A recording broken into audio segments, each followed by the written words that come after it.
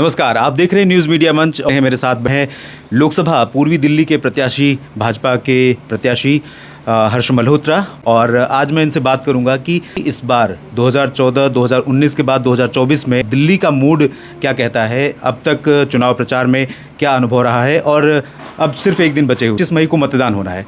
तो हर्ष मल्होत्रा जी, इस बार आपको क्या लगता है कि दिल्ली किस मुद्दे पर वोट करने जा रही है?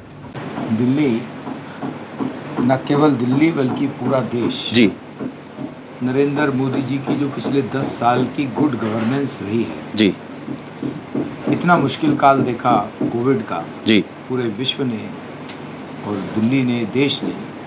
उस समय प्रधानमंत्री जी ने फ्रंट से लीड किया जी और ये बहुत बड़ा निर्णय कि वैक्सीन देश में बनानी है और वही वैक्सीन लगानी है। जी उसने बहुत से देशवासियों की जान बचा ली। जी ये प्रधानमंत्री जी का दृढ़ निश्चय कह लीजिए, उनकी दूरदृष्टि कहिए, उनका ये अपने भारतीय साइंटिस्ट और अपने साथियों पर विश्वास, जी जिसके कारण से ये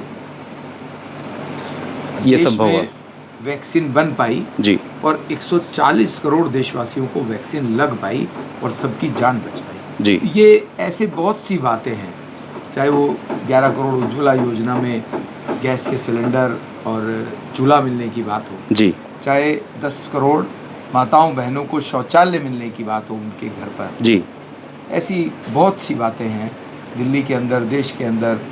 दिल्ली में 78 लाख और देश में 80 करोड़ राशन कार्ड धारकों को कोविड से लेके आज तक मुफ्त में राशन मिलने की बात हो। जी ये सारी बातें जो कहीं ना कहीं दिल्ली के वोटर के मूड में होगा।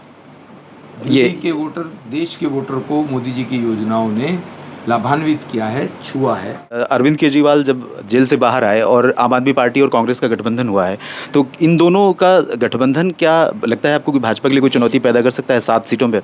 झूठे लोगों का झूठा गठबंधन है। जी पेपर पे गठबंधन है, इनके दिल नहीं मिले हैं। इसी कारण से दिल्ली में कांग्रेस और आम आदमी मिलती है और पंजाब में नहीं मिलती है। जी दिल मिले होते तो पंजाब में भी मिलते। बिल्कुल। नफा नुकसान जो होता है वो होता है। जी ये चुनौती भी नहीं है। चुनौती नहीं है। और विधानसभा में अगर हम आम आदमी पार्टी का जो वोट शेयर है उसको देखें, कांग्रेस का वोट शेयर देखें, बीजेपी का वोट शेयर देखें, तो क्या आपको लगता है कि लोकसभा में इस बार कुछ चेंज रहेगा या 2014, 2019 को ही रिपीट किया जाएगा? दोनों के मिलने से जो वोट शेयर है जी वो पिछली बार भी मिलने के बाद भारतीय जनता पार्टी लगभग 2 लाख वोटों से जीत रही थी। जी इस बार भी कहीं कोई दिक्कत किसी तरह की नज़र नहीं आती है। जिस हिसाब से जनता ने समर्थन दिया है, जनता मोदी जी को प्रधानमंत्री तीसरी बार बनाना चाहती है, मुझे नहीं लगता कि कोई चुनौती है। जी तो कुल मिलाकर जिस तरह का देश का मूड है और जिस तरह से देश के बाकी राज्यों और बाकी संसदीय क्षेत्रों पर भाजपा के नेताओं और भाजपा के उम्मीदवारों में उत्साह है और प्रधानमंत्री मोदी का नेतृत्व है, उसको देखते हुए भाजपा को इंडी अलायंस से या कांग्रेस और आम आदमी पार्टी से गठबंधन से कोई चुनौती दिल्ली में भी देश के बाकी हिस्सों की तरह यहाँ पर भी पेश नहीं आ रही है। आखिर में एक सवाल बस छोटा सा पूछना चाहूँगा कि क्या आपकी बार 400 पार का नारा जो मोदी जी ने दिया है वो जन समर्थन मोदी जी को, भारतीय जनता पार्टी को पूरे देश में मिल रहा है, जी, उसके बाद ये कहीं कोई गुंजाइश नहीं रह जाती कि 400 पार नहीं होगा। चलिए 400 पार भी होगा। दिल्ली में 7 सीटों पर कमल खिलेगा और तीसरी बार नरेंद्र मोदी जी प्रधानमंत्री। हर्ष मल्होत्रा जी, आप हमारे साथ जुड़े इसके लिए बहुत बहुत धन्यवाद और हमारी शुभकामनाएं हैं कि आपको आपके मिशन में कामयाबी मिले, आपको जीत हासिल हो। धन्यवाद।